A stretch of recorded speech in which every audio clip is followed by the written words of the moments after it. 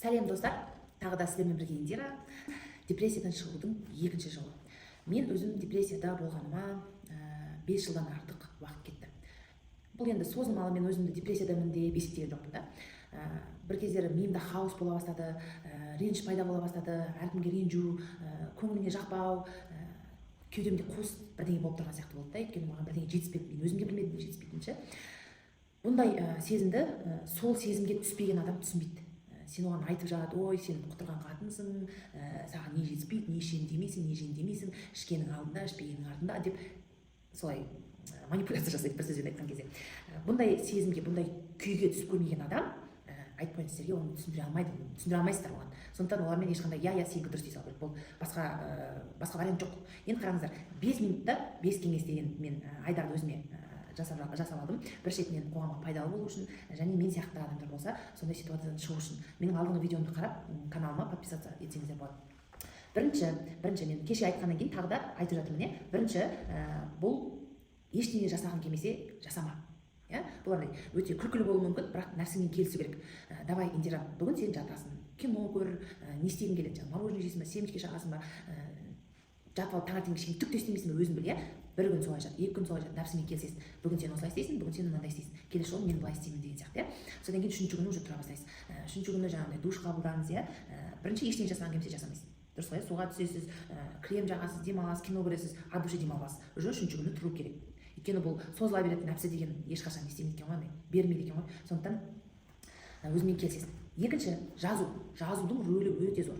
Жазбасаңыз, басыңыздағы мидағы хаостың барлығы сізге жаман әсер етеді, бір сөзбен айтқан кезде. Мен блокнот бастаймын, өзімнің практикамда өтіп жатқан нәрселерді айтып жатырмын, сіздерге ойнақ құрастырып жатқан жоқпын. Қараңыздар, мен блокнотын осылай көп жазамын, менде мынандай көп блокнот бар. Бір блокнот ұнамай қалса, екінші блокнот алып аламын, сөйтіп жаза беремін. Жазыңыз, басыңызға не келеді, любой нәрсе. Қазір ойлап тұрасыз, мен ештеңе ойлап тұрған жоқпын. Яғни соны да жазасыз, мен ештеңе ойлап тұрған жоқпын, ойыма ештеңе келмей жатыр деген сияқты. Ойыңызда не бар, миыңызда не бар, мына жерде бәрі толып тұрған нәрселердің бәрін жазасыздар. Содан кейін бірінші жаңағындай айттым, өзімен келісу, нәпсімен келісу, екінші жазу, үшінші ол бізде аяқталмаған істер, энергияны сливать ету дейді ғой, орысша айтқан кезде. Энергия бостан босқа жан-жаққа шашырап жатыр. Аяқталмаған істер миыңызды былай жеп жатыр. Мен мысалы бір слайд деген жасап бітіріп жіберемін дедім ба, әлі жүрмін, ана слайд жасамадым, ана жұмысты өткізбедім, әлі жүрмін. Менің энергиямды сорып жеп жатыр, понимаете?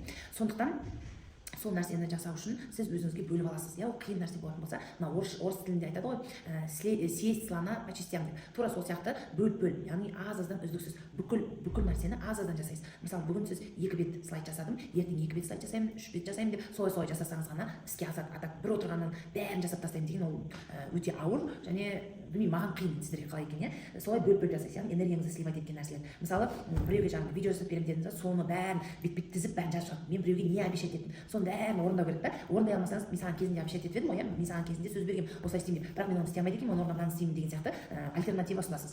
Так, келесі, 4-шісі ол адамдармен келісу, яғни өзіңіздің жасай алмайтын немесе қиналасыз жасағанға, мысалы бір кез келген нәрсені айтайық. Мен үшін үй жинау қиын. Шын айтайын, мен үшін өте қиын. Жинағым келмейді де, ештеңе істегім келмейді. Мысалы, сол кезде мен күйеуіме айтамын, пожалуйста, давай сен маған терезе жуып берші, немесе жаңағы мен пылесос етіп шығайын, мен шаң сүріп шығайын, сен үйді полын жуып шығаршы деген сияқты. Солай келісеміз екеуміз. Немесе балаларыма сен жасай салшы, сен ананы жасаршы, сен мынаны жасаршы деп бөліп аламын. Енді бұл енді иногда деп кейде енді ол не оқады. Келіспейді. Кейде ұмытып кетеді, бірақ айтуға тура келеді, өтініш депші.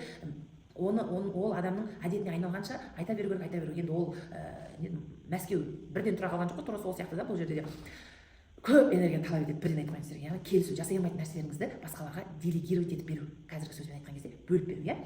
Содан кейін 5-ші ол өзіңе ұнайтын нәрсені жасау. Маған мысалы осындай видео жазған ұнайды, кітап оқыған ұнайды, жазу жазған ұнайды, мен соларды іске асырамын. Кино көрген ұнайды деп. Енді киноны кім көргісі келмейді, бәрі көргісі келетін сияқты маған, бірақ соны мен бөліп аламын. Мысалы, бүгін бір кино көремін, немесе жартысын көремін, бірінші сериясын көремін, екінші сериясын көремін деген сияқты солай өзіңізбен келісе аласыз. Бір сөзбен айтқан кезде нәпсімен келісу бұл жерде. Онсыз никак, сіздерге айтпайын. Әзірге осы менің каналыма жазылып, комментарий жазып кетіңіз. Егер мен сияқты күйде жүрген адамдар болса, соларға жіберсеңіз болады. Чао.